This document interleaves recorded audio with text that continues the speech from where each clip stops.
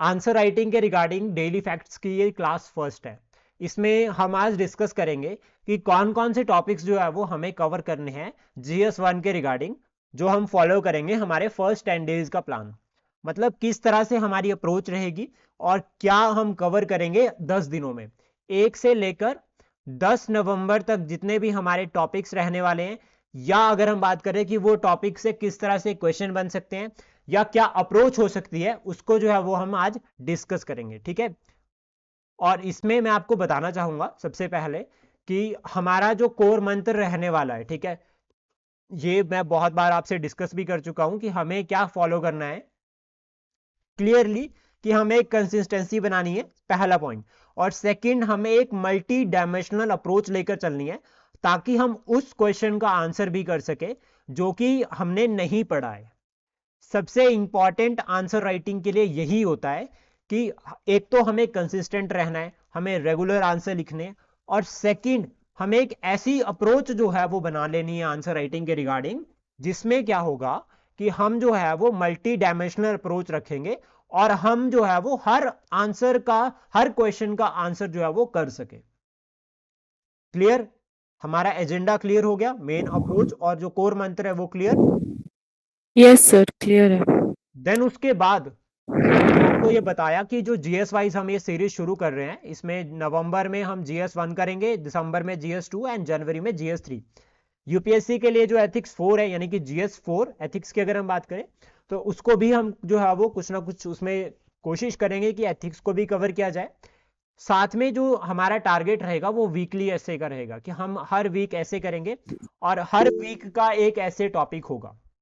आपको पहले एक टॉपिक मिल जाएगा, जो जैसे मैं क्वेश्चंस आपको शेयर करूंगा तो उसमें टॉपिक लिखा होगा कि इस वीक का जो टॉपिक है वो ये रहेगा।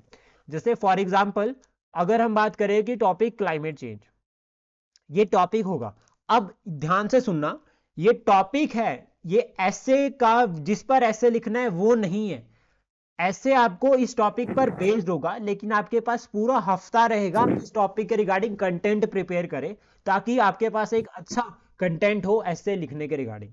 ऐसे कैसे लिखना है, जो बिगनर है उसको मैं बता दूंगा, सिखाऊंगा कि ऐसे किस तरह से लिखा जा सकता है। इवन हमारी वीडियोस भी ऑलरेडी अपलोडेड है, आप भी चेक कर सकते हैं। पर पूरा साथ में क्लास में बताऊंगा भी। क्वेश्चंस जो है वो 5 to 8 रहने वाले हैं, ठीक है, जिसमें प्री प्लस मेंस के करंट और करंट एनालिसिस हम करेंगे, एडिटोरियल को हम देखेंगे किस तरह से किया जा सकता है, और मेंस के लिए जो वो एक्स्ट्रा कंटेंट हम प्रोवाइड करेंगे, और साथ में मॉडल आंसर्स हमारे होंगे। देन उसके बाद ओके। जो मेजर माइंड मैप रहेगा हमारा, ठीक है, जो हम फॉलो करते हैं, हम्म। तो देखो हम्म। हमारा जो फोकस रहेगा क्वेश्चंस क्लैरिटी पे रहेगा।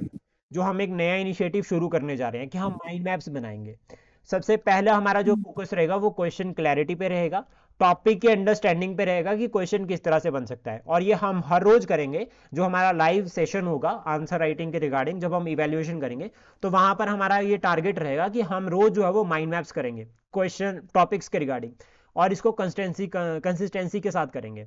इसमें आपको ऑनलाइन क्लासेस जो आप लाइव सेशन में जा रहे हो वो भी रहेगा, प्लस रिकॉर्डेड जो है वो आप बाद में यूट्यूब पर देख सकते हो। देन GS1 के बारे में हम बात करें तो कोर सब्जेक्ट्स जो है वो GS1 के, सबसे पहले तो वही देख लेते हैं कि core subjects like history of India, ठीक है, art and culture, world history, Indian geography and world geography, Indian society, इसको हम ऑलरेडी डिस्कस कर चुके हैं। हिस्ट्री ऑफ इंडिया में एंशियंट, मिडीवियल, मॉडर्न और पोस्ट इंडिपेंडेंस, ये चारों सेक्शन हम कवर करेंगे, ठीक है। और आर्ट एंड कल्चर इंडिया का भी और हिमाचल का भी।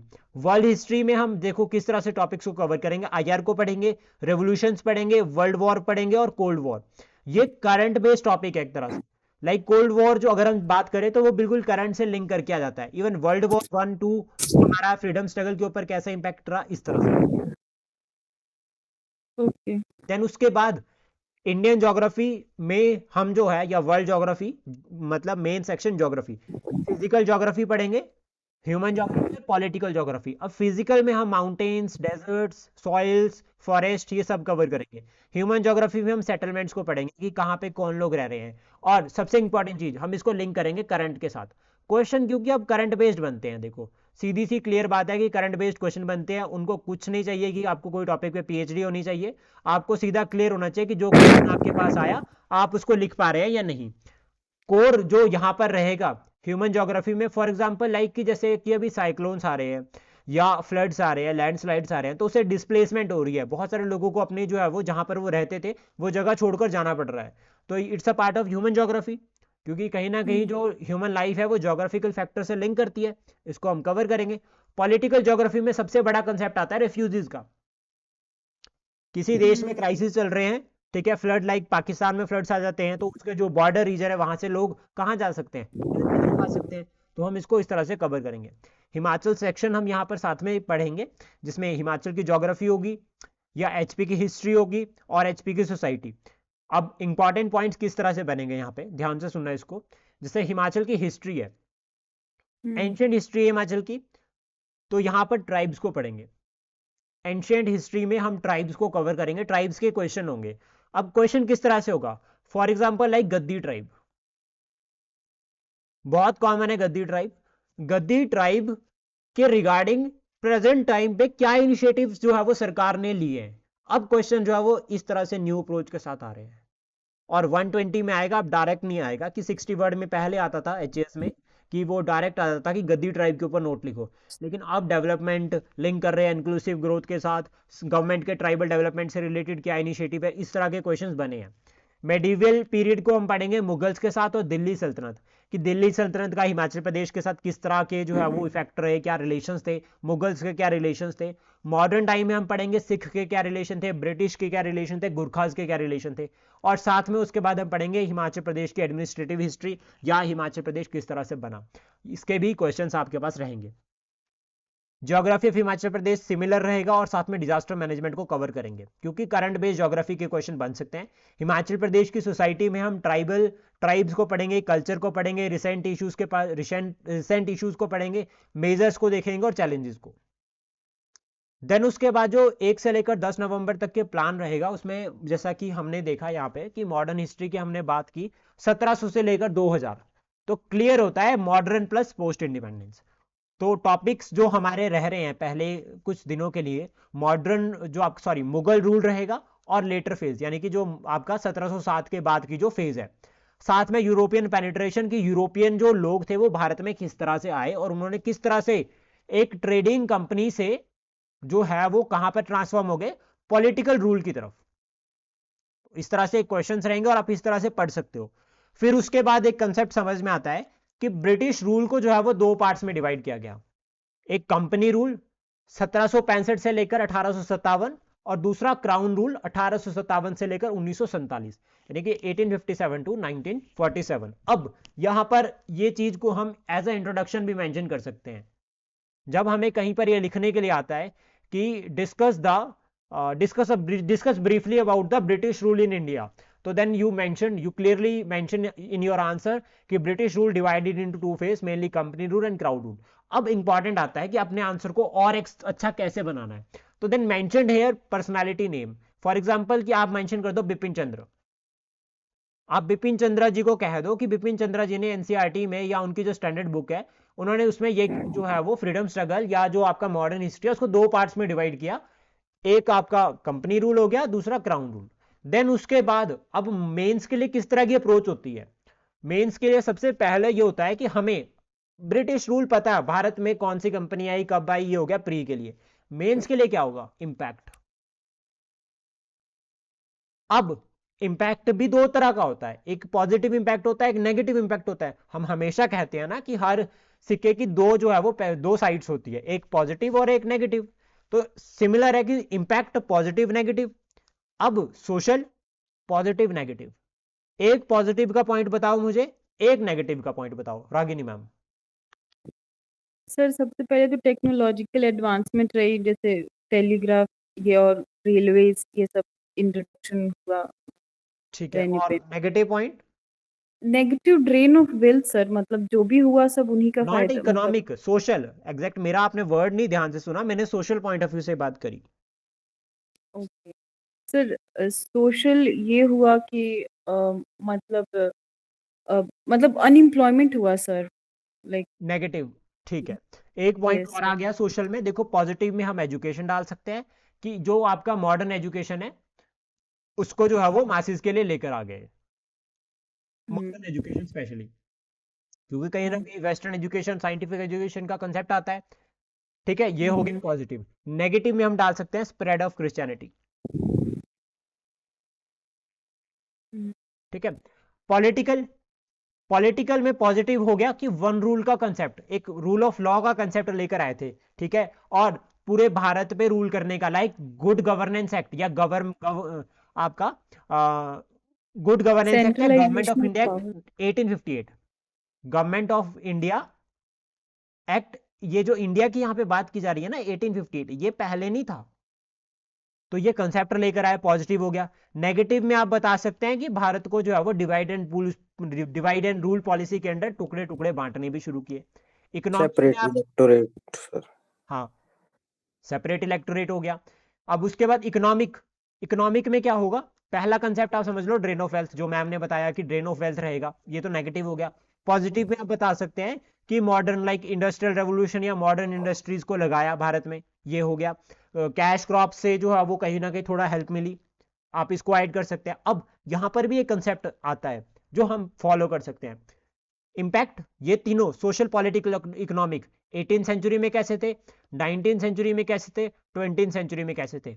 मेंस के लिए आपको इस तरह से यूनिकनेस लेकर चलनी चाहिए। और आफ्टर इंडिपेंडेंस क्या रहा, इसको भी आप साथ में पढ़ लो।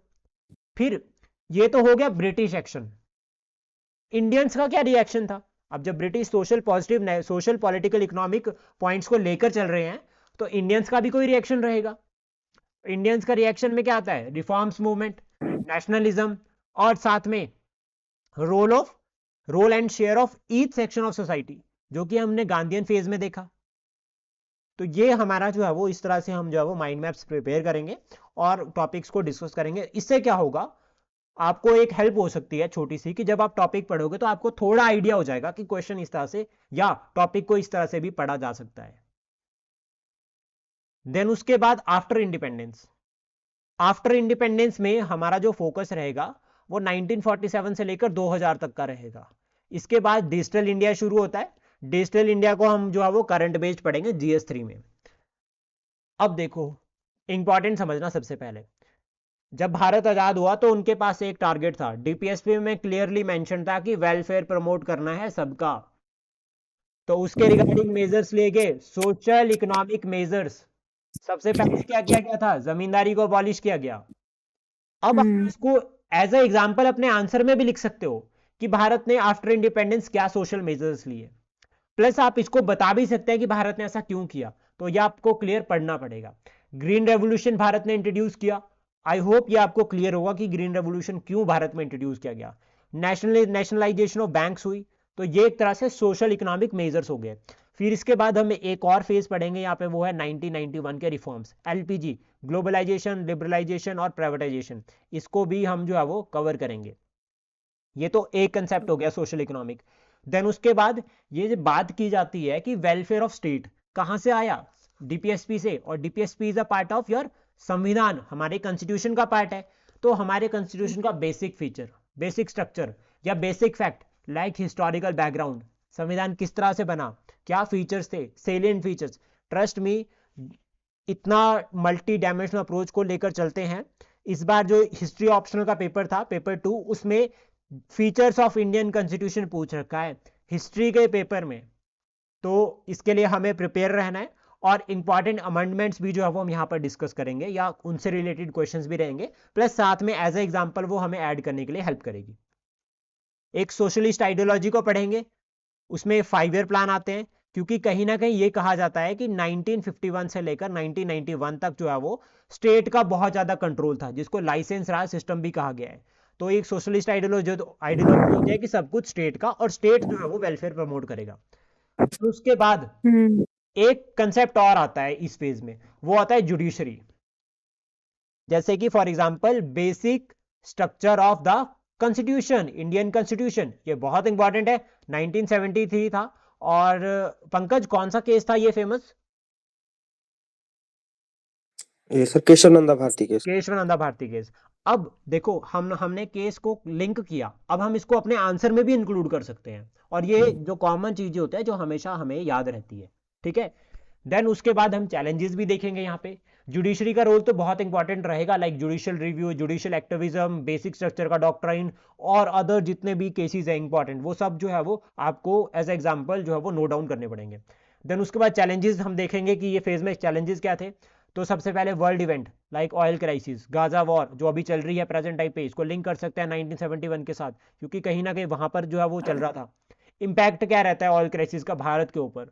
वॉर्स हम पढ़ेंगे like cold war, Vietnam war, इनके इम्पैक्ट क्या रहे भारत के ऊपर और भारत का स्टैंड क्या रहा। जैसे फॉर एग्जांपल एक नाम नॉन अलाइन मूवमेंट, इसको पढ़ेंगे। देन पॉपुलेशन, सबसे बड़ा चैलेंज कि हमारी जिस तरह से पॉपुलेशन इंक्रीज हुई।